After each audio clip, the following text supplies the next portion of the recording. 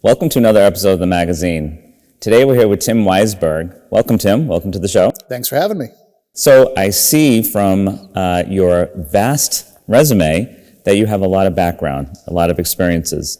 Tell our audience about yourself and some of your experiences. Well, I started off as somebody who, as a kid, knew that there was some things going on that I couldn't explain. Mm-hmm. And so from a very young age, I was the kid, the weirdo hanging out in the 100 section of the Dewey Decimal System, in the library, reading all those books like the Time, Life, Mysteries of the Unknown series. And I think my desire to kind of know that there was more than what I was being told kind of set the path for my entire life. I worked as a journalist in third grade. I was writing a newspaper article once a month for the local paper. And I was always kind of somebody that was looking for answers to things and wanted to share those stories with people. So that started me on a path of being curious about things. And then the more I kept going with my life and having paranormal experiences, that just became the natural path that I wanted to follow.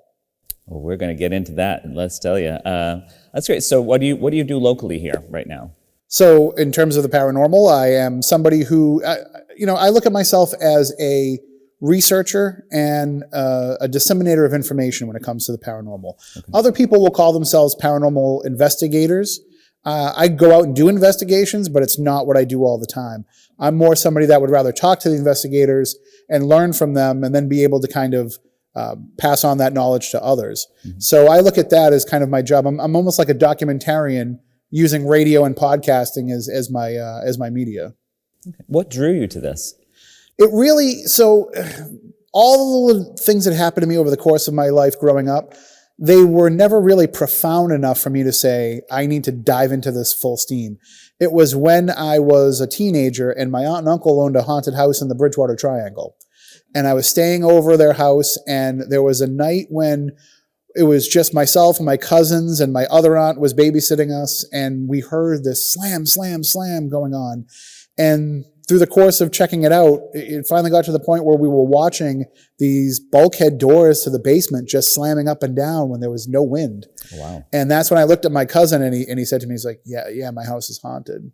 And so the experiences that I had there really pushed me toward looking into it more. But it wasn't until in 2004 when the TV show Ghost Hunters came on television that I realized, people are actually out there doing this all the time.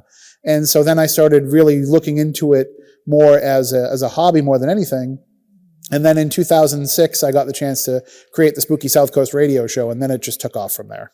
So tell us about the Spooky SouthCoast radio show. Tell us about that. So I was working at WBSM. I was actually working for the Standard Times as a sports writer. Okay. And that led to Jack Peterson and Evan Russo over at WBSM inviting me to be part of the Locker Room show.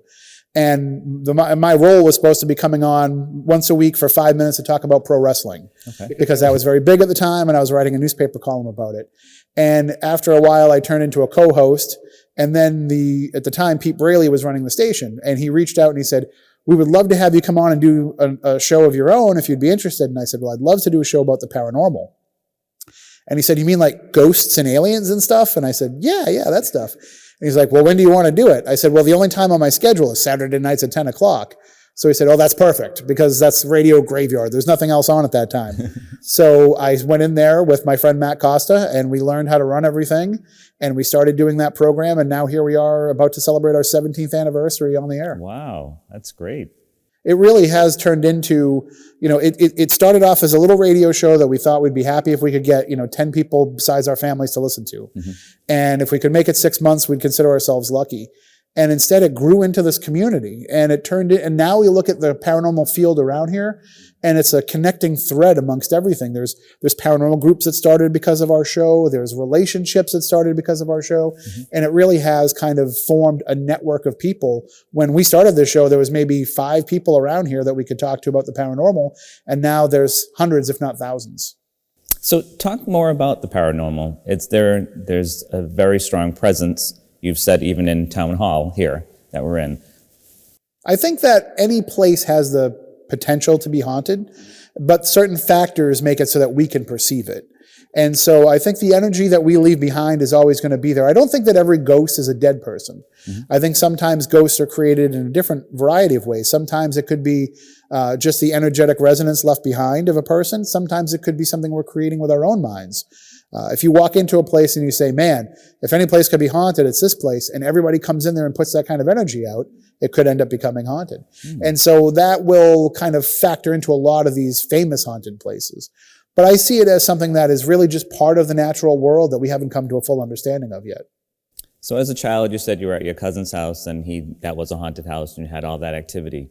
Have you ever been afraid?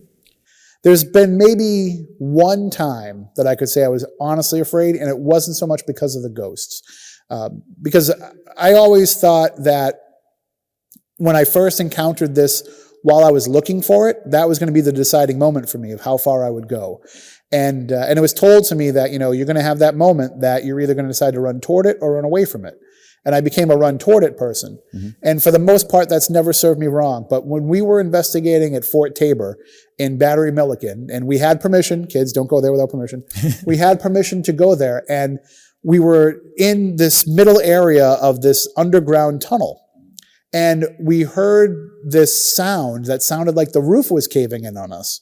And I thought that I was going to die. I thought I was going to be crushed by all this stone that was overhead. And it took a little while later to figure out what it was, but we think what we caught was actually phantom cannon fire from when they used to have the cannons on top of the fort. So that was the only time I ever really was afraid of a situation. Any other time, I'm just kind of like, more. Okay, because the safety element of that case. That's really what it is. So tell us about an experience, like a local one or... Well, I've had some pretty weird stuff happen to me. I mean, at the Lizzie Borden house especially, I've been thrown up against the wall. I've been scratched. I've been growled at. But I like to look at some of the more positive experiences that I have, because anybody can have a negative paranormal experience because they get in their head about it. So everything's going to seem worse than it is. But I was at the Houghton Mansion in North Adams, Massachusetts, and there were these shadow figures that were walking through this area that we were at. And there was one shadow figure way down the hallway that seemed to be reluctant to come down and talk to us. And over the course of time, we coaxed him down. And I said to him, I was like, would you like to touch me? Like, can you give me a fist bump? And the guy next to me elbowed me and said, no, don't give him a fist. Shake his hand like a man. So I held out my hand and I said, will you shake my hand?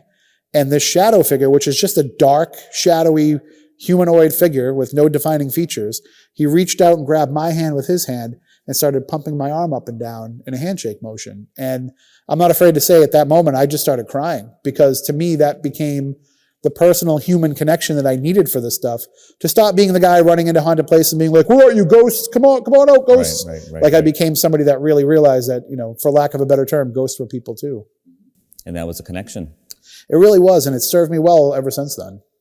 Any really funny paranormal stories?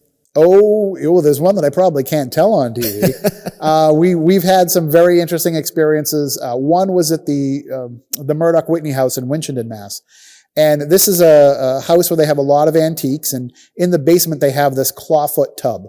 And one person was going around with something called an SLS camera, which, some people think that it's a little hokey and it's probably not legitimate evidence, but it does map human figures.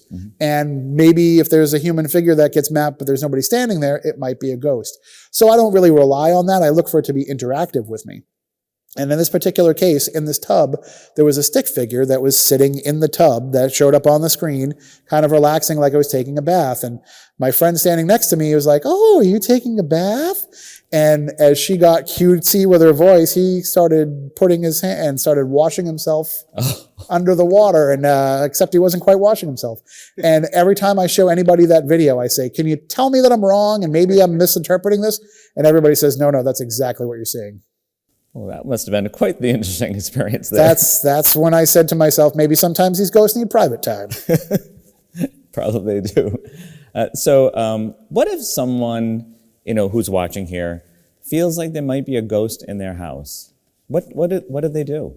The easiest thing that you can do is, acknowledge it, because usually if there is a ghost and it's acting up, that's all that it's looking for is attention. Now, the danger is sometimes there are some spirits that the more attention you give them, the more they're going to want. And that might get you into a cycle of where you don't want to have to deal with this haunting anymore. But for the most part, if you just communicate with them, you'll probably get the same type of response as you would with a living person. So if they're looking for attention and you give it to them and you say, okay, like my aunt, for example, living in their haunted house, she made a deal with her ghost where she said, I don't care what you do as long as I never have to see you. Yeah. Because if I see you, that will freak me out too much. So she didn't mind that it would turn on the faucets at night or it would close doors as long as she didn't have to see it. So you can work out that kind of a discussion with it. And sometimes just being acknowledged is all they want and they'll go away forever. Sometimes that will lead to you having at least a more peaceful interaction with them. Do you get calls a lot about paranormal activity? We used to. A long time ago, we would get people that would call us all the time about things that were going on. And we had a network of investigators we would work with that we would be able to send to their home. And, maybe we might pop in and help them too. But nowadays, I think people have become so savvy to the paranormal because they watch the TV shows and there's been so many movies about it that they actually look into it themselves. And they'll go online and they'll realize, like, I can use my cell phone to look for a ghost. And you really can. There's, all the things that we have today is just, it's like all the ghost hunting equipment combined into one device. But you just have to know how not to find false positives. And I think that's where people are still a little bit lacking is people realize they can go and they can find this stuff for themselves. And then they come back and show me a bunch of orbs in a photograph, which are almost always moisture or a bug or dust. But if you take the time to learn exactly how to investigate for the paranormal, then you learn about how not to fall into these traps. So in 2020, people were spending more time in their homes. Was there more activity then or reports? The reports spiked almost immediately after lockdown happened. People were saying that I can't believe there's a ghost in my house. Well, that ghost has been in your house all these years. Right. You just weren't there to experience it. That was hugely on the rise. And so were UFO sightings because people were having more time to sit around and be outside, especially in the summer of 2020. They're outside, because we couldn't really be indoors a lot of time. We were getting cooped up. So people would be outside looking up in the skies, and so you got more UFO reports, and people were taking walks out in the woods. You got more Bigfoot reports. So the actual number of people that believed in the paranormal increased over the course of the pandemic. Yeah, I would think so. Just you have more time on your hands and more time at home. And like you said, outside, so you recognizing more outdoor activities there. And I had heard that about more UFO sightings during the 2020. It really has reached the point now where UFOs are almost commonly accepted in conversation because of all the information that has come out with the UAP report from the U.S. Department of Intelligence, that we have seen now that if they're willing to acknowledge these things as being legitimate, people are willing to come forward and share their stories. Now, not everything that you see in the sky turns into, an alien abduction where you're taken to another planet, but people are acknowledging that they're seeing things that they know are anomalous. Okay. Yeah. What about some other paranormal activity in Fairhaven? Fairhaven has a lot of paranormal activity. Matt Moniz, my co-host on Spooky SouthCoast, tells the story about his mom in her younger days actually encountered a Bigfoot in Fairhaven. She was driving down the road and it stepped out right in front of the road in front of her. So, and other people have reported seeing those creatures even in more recent years around here. I had one of my first UFO sightings. That probably was my first UFO sighting as I was driving into Fairhaven on 195, coming home from the Lizzie Borden house, seeing the strange light in the sky just zipping across at a speed that, no man-made craft can do. And then, of course, there's also what is the greater kind of legend of the entire South Coast. They originate in the Freetown State Forest, but people talk about them here as well. They're called Pukwudgies. And they were these Wampanoag trickster spirits that have led people astray and have led people into dangerous situations. And people report seeing them in their yards and seeing them out in the woods when they're taking a walk. Oh, wow. Yeah, watch out for those guys. They're about this tall and they're pretty nasty. Oh, wow. All right. What about any other South Coast tales? There's, of course, Lizzie Borden is forever going to be the big ghost story here. But I think there's a lot of great history that ties into the paranormal here. If you go back through the Wampanoag legends and you go back to King Philip's War, that we've used the paranormal as a way to teach people about something that was intentionally kept out of history books for years. And if you look into things like some of the colonial history, you'll realize that for people who believe that all this kind of stuff was tied into the devil, there was a lot of paranormal stories that were coming out. In fact, the first UFO sighting was written by the governor of the colony at the time. So this is something that, people in important positions have talked about over the years. Have you ever been up to Salem and found any paranormal activity there? I've been to Salem. I think a lot of it is, for the tourists. They do have paranormal activity that takes place, but one of the things that I'm very careful of is, and it really is a movement within the paranormal these days, is that there's too much placed on the trauma that happens to some of these people that become ghosts, and there's too much of the salaciousness that we tie into. So people want to go after the witches, the people that were witches. And now we're seeing people are looking at it more as, well, these were people who were wrongly accused of witchcraft. We have to have a different approach and a different tack. So tell us about your first paranormal experience, maybe at the Millicent Library. So I think it was 2005, Halloween 2005, I had reached out to my editors at the Standard Times and said, I want to write a Halloween article. I want to do a ghost hunt. And they said, okay, well, whatever. And where are you going to go? And I had recently found out that the Millicent Library had a paranormal investigation. So I reached out to them and they said, you can come, but you can only come when we're open. And you have to stay out of the way of everybody else. It's not the ideal situation. Sure. So I went in and I'm walking around and I'm using my tape recorder to record what are called EVPs, electronic voice phenomenon. The idea is that spirits can imprint their voices on recordings. And then you go back and you hear it and you say, well, I didn't hear that in the room when it happened, so this must be a ghost. So I was trying to record those in the Rogers room with all the portraits. And as I'm walking around, I'm asking questions. Who's here? Can you tell me your name? And when I played back the tape, I thought I caught the voice of Satan himself, because I just have this growl come, and then I thought about it and I realized I hadn't eaten yet. I was very hungry and I was walking around with my tape recorder right up against my stomach. And so what I thought was actually the devil was really just, my own hunger. So that's when I realized that when you're recording EVPs, hold the recorder away from your body. Yeah. So you have the Tim Weisberg Show. That's a show? Yes, weekdays, 9 a.m. to noon on WBSM. I've been over there in a professional capacity. I'd been working there since 2002, but they hired me full-time in 2017. I started in the newsroom, and then I became, so I was a news anchor and reporter. Then I became the digital managing editor for a few years and ran the websites and the social media. And then at the beginning of 2022, they gave me a promotion and they made me the assistant brand manager at the station. Okay. And one of my first jobs was to find, because we knew Chris McCarthy wasn't coming back full time, was to find somebody to replace Chris McCarthy in the mornings. And I said, okay, I'll start looking. And then the next day they called me into another meeting and they said, actually, we think you should do it. I said, oh, okay. I wasn't really thinking about that, but sure. And then we were able to put Chris McCarthy on as a contributor with Marcus on South Coast Tonight. Okay, so it worked out well for everybody. And I started doing that show. It'll be a year on Valentine's Day. Okay. And I love it because I can talk about all kinds of stuff. I can talk about the paranormal if I want, but I also get to talk about, local issues, things that are going on politically, but also I like to talk about business stuff, restaurants that are opening, stores that are opening. I like to talk about whatever I think people would be talking about if they're sitting down next to each other, in a restaurant and striking up a conversation.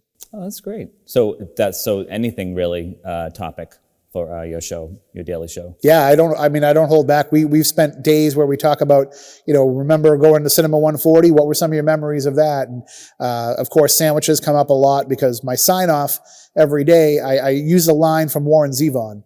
When Warren Zevon found out he was dying of cancer and he went on the David Letterman show, David Letterman said, what advice do you have knowing that you're staring down death? What advice do you have for people? And he said, just enjoy every sandwich. So I sign off every show with enjoy every sandwich, and that became kind of this running theme. So now sandwiches are a big part of the program, which I have no problem with. Well, we have a lot of new sandwich shops in town. So absolutely, yeah. So I'm sure that makes the and I want to try them all. That's great. So what's next? What's coming up next? I always try to look for different things in the paranormal, like things that maybe aren't getting talked about as much. So for a long time, it was some of the interpersonal dynamics of the people who were the investigators in the field. Mm-hmm. And then we would talk about some of the false positives people come up with. And one of the things that I've really been looking into lately is the idea of, it's called dark tourism. It's places that will, like the Lizzie Borden house, where it uses these negative experiences to bring people in. No fault of their own. That's what people want to know about. But what is the responsibility that comes with that? If you're going to have the home where Jeffrey Dahmer lived and doing paranormal investigations there, how do you also make sure that you pay tribute to the victims? Mm-hmm. And so that's something that I'm looking into, is trying to find a good balance of glorifying the paranormal for sure without losing sight of the fact that there were human beings involved in this. Mm-hmm. And how do you go about doing that? Just giving them a voice, really. There's been plenty of times when we've gone into places and we've talked about the worst thing that's ever happened there, but we don't spend enough time talking about the good things that happened too. And I think putting more of a focus on that will make a difference. Have you ever been to someone's house and you know that there's activity there, and then once you're there, you make connections, and then you leave? Have they ever said that there's no more ghosts? I've been on one actual residential case. It's not something that I've done a whole bunch because there's a responsibility with residential cases where you have to be available for that person. So it's almost like you become their ghostly psychiatrist. So if they have an issue, they want to call you back. My problem is I don't have that kind of time. Okay, yeah. Which is why I usually pass it off to somebody else, but I will go in and help with investigations. One time I went to somebody's home through a friend of mine who set it up, and this person had recently lost somebody, and that person was around them. And they were having all kinds of activity. They couldn't explain what it was. We helped them figure out that it was this person who had passed away, and it was very sudden and very tragic. And when that person acknowledged who this spirit was, then it kind of went away. And I've realized that that's probably the way to handle a lot of these cases, is by just getting that dialogue going. And whether it is somebody who lived in your house 100 years before you did or somebody who was your family member, it's the same thing. They're just in a different form, and they just want you to acknowledge that they're there. Mm-hmm. And if you do that, then you can kind of help them move on with whatever their business is supposed to be. Oh, thank you for sharing that. You've talked a lot about different episodes of paranormal activity. What is the most memorable activity that you've ever been privy to? I've had a lot of it happen. So to me, it's always been those moments when you can look beyond just the fact that it's happening. Okay. So it's not just, oh my gosh, we're having a paranormal experience. It's that we can figure out the why, because it is so hard to find out the why in the paranormal. And there's a place in Weymouth called the Emery Estate where they've only recently started investigating there. And you have realized, they've realized as they've gone along, that they know who you are. They know what it is that you're doing. They know what the equipment is that you're using. And so that allows for them to be a participant in the investigation. So they're giving you something back, and they're helping you solve these issues. So in my mind, that's going to take paranormal research to a whole other level. Sure. And so along those lines too, if someone wanted to get involved, and be a part of a group or be a part of some activity, what would they do? If somebody really does want to get into paranormal research, the key part is the second word, research. You have to get out, you have to read. I would recommend reading a lot of the how-to guides that are out there, but I would also read a lot of the books about the theory as to what things could be. And then try to find a group that you can shadow with. It's always fun to go out there and poke around in a cemetery and to see what happens, but you have to also understand all of the false positives you can get, all of the mistakes that you can make, and you have to understand too the fact that, and this is what is lost on a lot of people, you're stepping on the graves of family members that might have an issue. So it's always good to partner with somebody who already knows all of those traps that you could fall into. And then you can kind of determine if you want to go off on your own and what way you want to do it. But the real key thing is just read as much as you can, and don't just read the modern stuff. Go back and read Hans Holzer from the 60s. Go back and read Harry Price from the 1930s and 40s. These are people who have been go back and read the spiritualist era stuff from the late 1800s. These are people who laid the groundwork for what we do today. And the stuff that we do now in paranormal investigation really isn't all that different than the Fox sisters, hearing all those rappings in their cabin back in the 1850s in New York. Sure. That's good. That's good advice. So what would you suggest if you went and you had someone call you and say, all right, there's definitely a ghost in my house or a spirit in my house, but I'm not bothered by it, but another relative who was just visiting is very bothered by it. What kind of advice would you give for them? I'd say in that kind of situation, you might want to ask the ghost just to hold back a little bit till that person leaves. If you have already established a rapport with it, then I would think that spirit might offer that. But they really just want that attention. Sure. And I think, sometimes certain people come in and they disrupt the family dynamic, good or bad. It might just be because you're a different person that things are different for the spirit. Spirits seem to like things to stay the same. We don't like when there's change. They get really worked up if there's construction that goes on or renovations. Okay. So they don't like things that are different. So maybe just let them know, hey, this person's only here for a few days. Just give us those few days and then the house is yours again. Now, what if that relative decides to stay with you? Then they better just get used to the fact that you've got an extra member of the family they can't see. Okay. All right. Yes, that's good advice. That's good advice. So anything in the near future coming up? I'm going to be visiting the Conjuring house again in Rhode Island, the home that was it was the subject of the film. It's not the one from the movie, but it's the one that the movie was based on, which has become one of my new favorite places to investigate because, again, that's a place where the spirits know who you are and they know what you're doing. Okay. And then this summer, I'm going to be going once again to the Michigan Paracon, which is the biggest paranormal convention in the world. I love it. All of us weirdos get together at this casino out in the middle of nowhere up in the Upper Peninsula of Michigan, and we're all stuck there, and we all get weird together, and it's a good time. Well, I thank you very much, Tim, for coming on the show and for giving us a great wealth of knowledge on the paranormal. I mean, I've learned a lot today in just our magazine episode, so I appreciate that. And if someone was trying to get in touch with you or reach you, how would they go about doing that? Tim at SpookySouthCoast.com is the easiest way, or Tim at WBSM.com. All right, great. Well, thanks for everything you bring to our community and for enlightening us with so many great, fun facts about the paranormal. Thanks for having me. And as I always say, stay spooktacular. Thank you, Tim.